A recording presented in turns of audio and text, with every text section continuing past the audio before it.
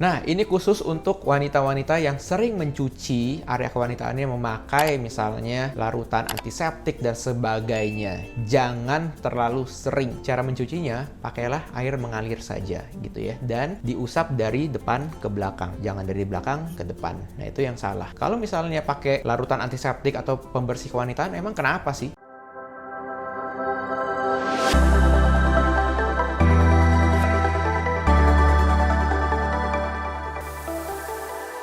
Hai, kembali lagi di channel Dr. Kevin. Gimana? Apa kabar semua? Nah, pada kali ini saya akan membahas salah satu topik yang berkelanjutan nih dari topik yang sebelumnya, yaitu masalah keputihan yang tidak normal atau abnormal keputihan. Itu seperti apa? Akan kita bahas satu persatu ya. Gimana ciri-cirinya, penyebabnya, dan kapan harus berobat. Tapi seperti biasa, buat kalian yang baru pertama kali ketemu dengan channel ini, jangan lupa untuk dukung terus channel Dr. Kevin dengan cara mengklik tombol subscribe yang di bawah sini ya, yang warna merah. Nah, seperti yang sudah saya bahas sebelumnya, yaitu bahwa ada keputihan yang normal dan yang tidak normal. Yang normal itu seperti apa bisa dilihat di video sebelumnya. Sebetulnya keputihan itu adalah mekanisme daya tahan tubuh seorang wanita gitu ya. Jadi seorang wanita itu pasti akan mengalami keputihan. Tapi yang harus dibedakan adalah keputihan ini normal atau tidak normal. Karena keputihan itu sebagai ibaratnya dia mekanisme untuk misalnya ada bakteri yang mau masuk. Nah, dia menghalangi tuh keputihan supaya bakterinya itu tidak masuk sampai ke dalam rahim misalnya seperti itu. Nah, pada kali ini saya akan lebih fokus untuk membahas keputihan yang tidak normal. Kita mulai ya.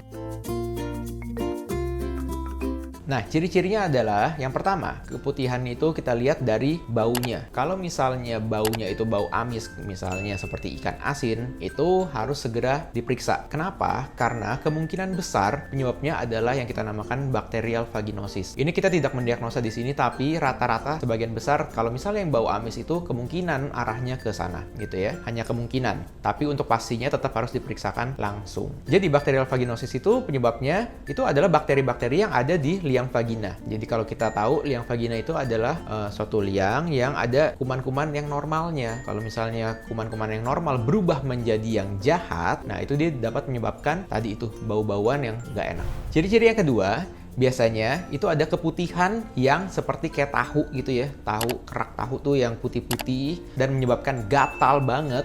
Itu kemungkinan besar adalah disebabkan oleh jamur. Biasanya akan dirasakan gatal yang berlebihan, terutama misalnya pada orang-orang yang obesitas. Jadi kalau misalnya orang-orang yang gemuk, terus yang mempunyai kencing manis gitu ya, nah itu biasanya sering tuh mengalami keputihan yang membuatnya gatal. Jadi garuk-garuk tuh makin merah tuh akhirnya, terus ada luka, perih. Nah itu biasa rentetannya seperti itu. Gimana nanti cara pencegahannya akan kita bahas ya. Nah, ciri-ciri yang ketiga, biasanya keputihannya itu berubah nih, misalnya ada kekuningan atau misalnya kehijauan gitu ya. Nah, itu penyebabnya lain lagi. Nah, penyebabnya adalah bisa juga misalnya bercampur dengan namanya trichomoniasis. Itu nama penyakitnya. Nah, itu juga bisa. Jadi kalau seperti itu, biasanya yang sudah pernah berhubungan seksual. Jadi harus hati-hati, ada yang namanya penyakit menular seksual. Kita sambung yang keempat. Misalnya keputihannya itu bercampur dengan darah. Kok bisa ada ngeflek-ngeflek? Nah, itu harus dibedakan juga dengan yang normal. Jadi kalau misalnya baru selesai berhubungan nih kemarin, tau-taunya hari ini kok keluar kayak seperti bercak, keluar darah terus, agak kecoklatan. Nah, itu benar-benar harus diperiksa. Karena kemungkinan besar itu ada perlukaan tuh, entah di liang vagina atau di serviksnya atau mulut rahimnya itu ya. Terus kalau misalnya keputihannya itu berubah warna, seperti kayak misalnya agak keabu-abuan atau misalnya bercampur dengan nanah, nah itu juga harus hati-hati sekali karena bisa juga disebabkan oleh penyakit menular seksual yang ada namanya gonore, sifilis. Nah, sifilis itu biasanya disertai dengan luka-luka tuh di daerah liang vagina atau di kulit bagian luar. Itu juga pentingnya kita untuk mengedukasi pasangan. Kalau misalnya kitanya bersih, baik-baik aja, tapi pasangan kita ternyata dia jajan di luar dan pulang ke rumah bawa oleh-oleh yaitu penyakit, nah itu harus segera dilihat juga. Misalnya alat kelamin pasangan kita, kok ada keluar seperti nanah gitu, kok ada cairannya, terus kok ada muncul kutil seperti kutil, terus kok gatel-gatel. Nah itu harus langsung diperiksa ya. Nah, cara mencegahnya atau cara mengobatinya, nah ini saya nggak masuk sampai langsung ke obat-obatannya ya. Karena untuk mengobati dan untuk mendiagnosis pun, itu harus diperiksa secara langsung. Jadi nggak bisa nih cuman dikasih foto, terus dikasih gejala-gejalanya, terus keluhannya apa, terus langsung diobatin, itu tidak tepat. Jadi harus benar-benar diperiksa karena ada beberapa pemeriksaan yang kita butuhkan untuk pemeriksaan di laboratorium atau di mikroskop. Jadi misalnya bisa diusap dulu, misalnya ada cairannya, keputihannya, terus kita periksa. Kita untuk tahu tuh keputihannya disebabkan disebabkan oleh apa? Misalnya jamur, bakteri, atau misalnya penyakit menular seksual lainnya. Nah, cara pencegahannya sebetulnya gampang. Ini yang penting banget yang harus diketahui oleh semua wanita, yaitu bahwa menjaga area kewanitaannya itu supaya jangan lembab. Kalau misalnya lembab, kenapa? Nah, lembab itu paling sering adalah keputihan yang disebabkan oleh jamur sebetulnya, pada khususnya wanita-wanita yang belum pernah berhubungan secara seksual. Kenapa jamur itu muncul? Pertama, bisa gara-gara lembab tuh. Jadi kalau misalnya pakaian dalamnya, celana dalamnya, panty linernya itu nggak diganti, apalagi pada saat menstruasi,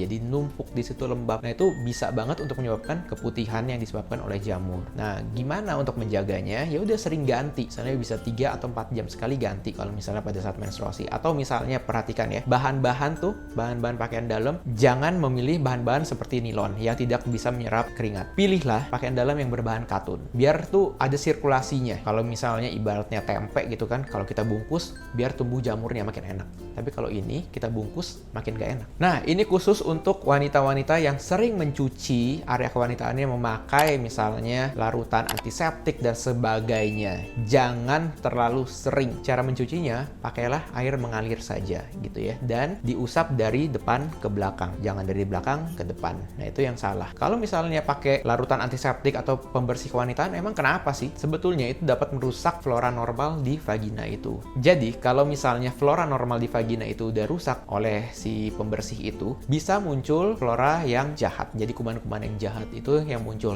yang tadi bisa menyebabkan bacterial vaginosis. Untuk juga yang tadi, misalnya memiliki berat badan yang berlebih, itu juga mulai dikurangin berat badannya supaya ada aliran udara yang ke daerah kewanitaannya itu lebih banyak. Jadi lebih nggak lembab. Buat kalian yang mengalami keputihan yang tadi sudah saya sebutkan gejala-gejalanya, langsung periksakan ke dokter ya.